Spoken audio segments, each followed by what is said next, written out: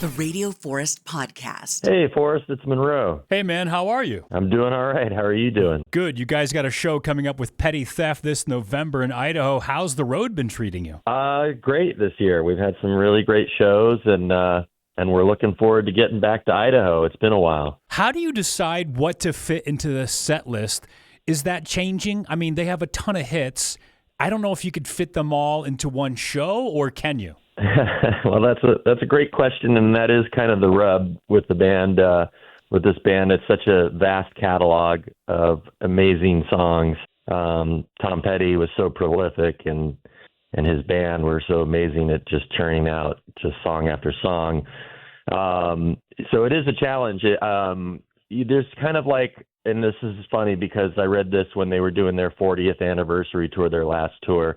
There was a big Rolling Stone article with Tom Petty, and there was a little subsection where Mike Campbell also had a little interview within it, and he talked about this problem, and he said, there's like 17 songs that we kind of have to play.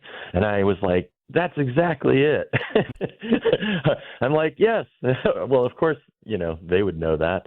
But so there's like, and you could probably figure them out. If you're a Tom Petty fan, you could probably figure them out. You're like, well, you have to play American Girl. You have to play Refugee. You have to play Free Fallin'. You have to play Running Down a Dream. You have to play, You Don't Know How It Feels, Learning to Fly. And it just goes on. And there's about 17 songs that you just have to play.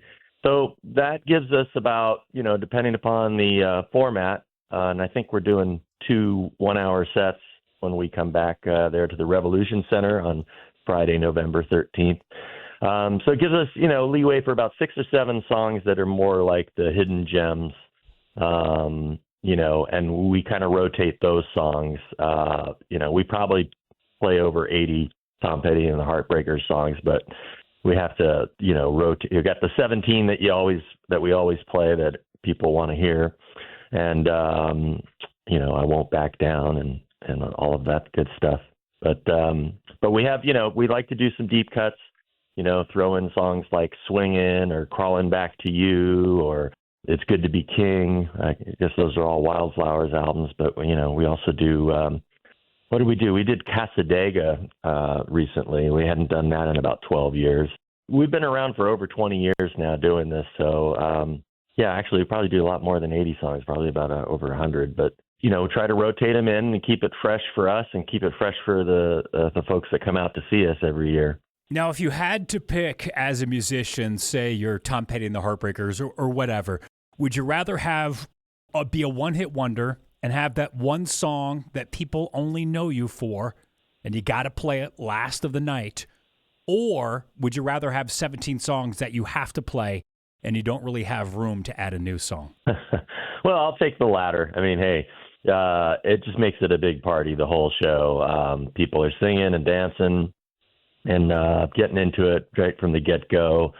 Sometimes we meet people, they say, yeah, my friend dragged me to your show, and then I realized, I know this song. And then the next song plays, I know this song. And then they basically realize that they know all these songs and they didn't realize that they actually really loved Tom Petty, and that's always rewarding to find. You reconnect some people with the music. They don't realize how deep the catalog is with Tom Petty and the Heartbreakers. What's your experience going back with seeing those guys live? Oh, well, it's amazing. We always give it up to the real deal, Tom Petty and the Heartbreakers. We have no qualms about we are not trying to be Tom Petty and the Heartbreakers. We are trying to celebrate and carry on the music, and we celebrated the band like for over 20 years, so many years while Tom was still around, and but seeing them live was amazing, and getting to see what they do, and they're the ones who created this music, and such a great band. I mean, when I think about it, what are the odds that Tom Petty, and Benmont Tench and Mike Campbell, like, all grew up in the same, town and scene and came together. I mean, the combination of what those guys bring to the songs, and then rounded out, later by the other guys. But to see that, live, and, I got to see them several times, and Saw him at twice on the last tour, and I got to see him at Red Rocks, which was amazing. I'd always wanted to go to Red Rocks, and I caught an amazing show. And it happened to be the one show they had, like, at Red Rocks, I guess it's a kind of, well, in Colorado, you get those things in the Denver area, you get those thunder showers that just kind of come through at a certain point and just pass through for like 10 minutes. It's a thunderstorm. And that happened in the middle of the show, and they had to like tent everything, and the band had to walk off stage for about a half an hour. And then they came back out, and they decided to play a couple of things that they hadn't played on the whole tour. They were having a good time backstage, I guess. And they played. It was the only show that they played swinging on the entire tour, which was great because that's one of my favorite songs. Did you just sit in the crowd and get pummeled then? You're just like standing in the rain, or did you take off, go grab a beer? Yeah, it was 20,000 people like trying to find cover where there wasn't very much. It was an interesting experience, but it just added to the whole experience. And like I said, and then the band came out, and they were in a particular mood, and played a few things and kind of loosened things up, and that was cool. And then we also, a bunch of us went to see what ended up being the final show in the San Francisco Bay Area, which is where we're from, at the Berkeley Theater. The Greek Theater, the Greek Theater in Berkeley. And it ended up being Tom Petty's very last Bay Area show. It was like, I don't know, 7 to 10 days later is when he died, after his LA shows, only a few days. So very special memories seeing Tom Petty and the Heartbreakers. What an amazing live band they were. And Tom was such a charismatic frontman.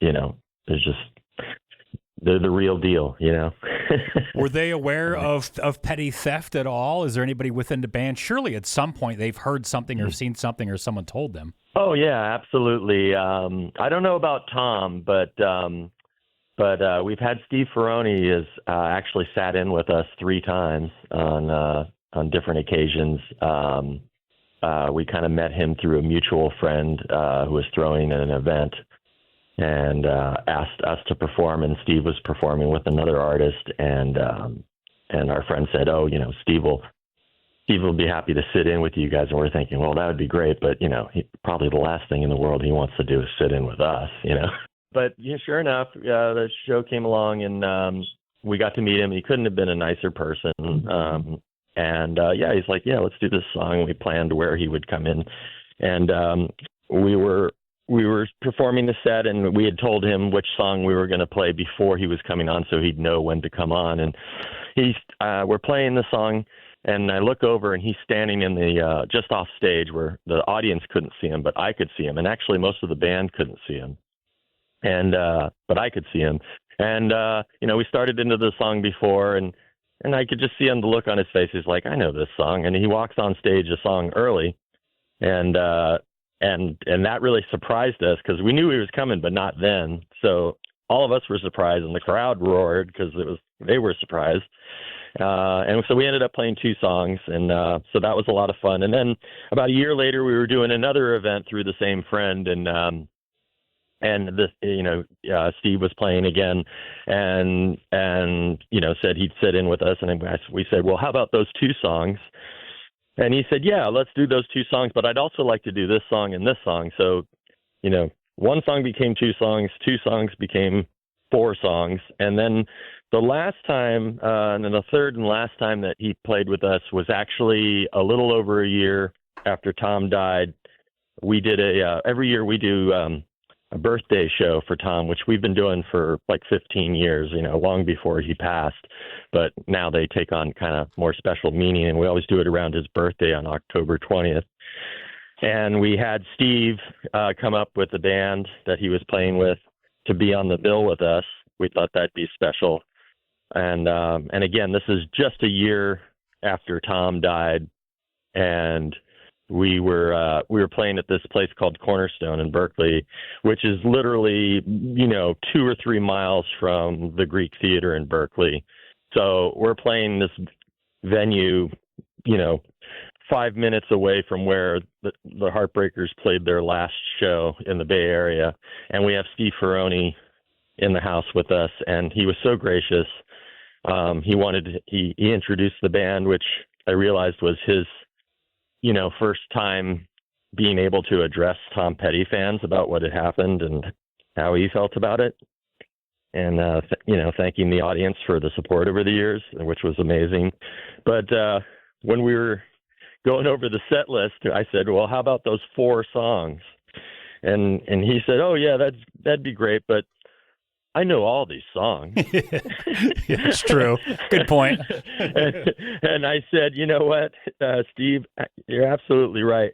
You come up whenever you want. We had his drum set up next to our drummer, Adam. We call him Bagel, Berkowitz. We have both of their drum sets up there already. And I said, you just come up. This is your night, man. This is your return to the Bay Area only a year after your dear friend and bandmate had passed away, Tom Petty. And so he ended up sitting in on 6 songs.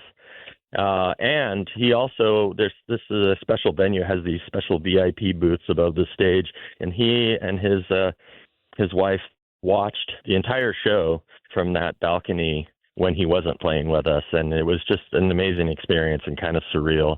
We met Mike Campbell, several of us, and we've met Ben Montench, and one of our members Django, one of our founding members, he did get to meet Tom Petty.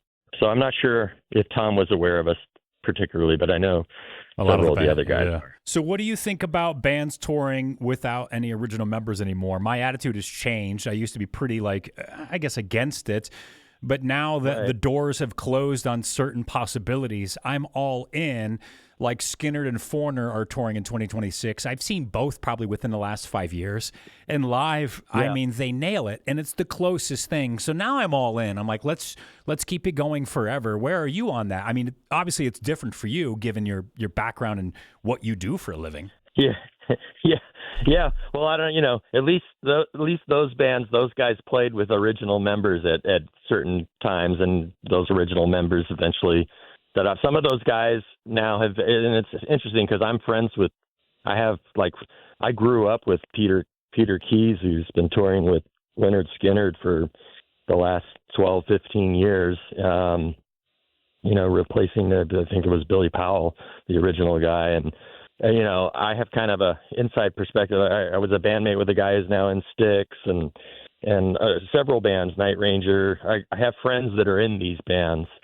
And, then there's my own personal perspective. And of course, I'm in a tribute band that never, was formed by any original members. So, my perspective might come a little bit skewed, but I think it's more power to, people wanting to be able to celebrate that music and hear that music. All those catalogs are great, whether it's Kansas or Boston or Foreigner or, whatever these bands are out there. It is a little bit strange as the original members, pass on. But the fan base is there for it. And if they're having a good time, why not? Especially if it's the music's played really well and the show's delivered well. And how else are you going to experience that? So I get that it's not for everybody, but I think they're missing out on a good time. I think if you come to grips with, there's no original members there, or there's very few, and move on from that hang up and just go hear some great musicians delivering an amazing book of music with surrounded by a bunch of people who really love that music as well. I think you'll end up having a great time. Now, what about AC/DC? You've got, 2 key members are still basically running the show. I tend to think there's probably another album in the works, just the way AC/DC works. They're so quiet. They don't share everything on social media, and then just one day they're like, hey, a new record's coming out. So I haven't heard anything in a couple of weeks, which makes me very suspicious of Angus. What's your take on AC/DC then? Well, that's another interesting one. I actually went to high school with Chris Chaney, their new bass player. Oh, wow. Jane's Addiction, yeah. Yeah, and Alanis Morissette, and he even played with Robin Ford, amazing bass player. A couple of years younger than me, was in my sister's class, so it's kind of really amazing to watch what he's doing. Like, oh my God, he's, playing stadiums in Brazil and, Spain and all this stuff. Like, I know that guy. Oh, wow. And to imagine, what it must be like to be doing that with Angus, it's funny because I'm also in an AC/DC tribute, and I do the Malcolm thing in that. So I love that music, and I really miss Malcolm. But again, I think it's, it just comes down to, people love the music. The audience is obviously there. They're still selling out stadiums. And I think, if Angus, I don't know what his health state is. As far as I know, the tour's still going on. I'm going to be going to shows here in San Jose and in Vegas, I think in July. As far as I know, things are still churning along. And if they want to make more music, who's to tell Angus and Brian Johnson that they can't make new music with the guys that they got?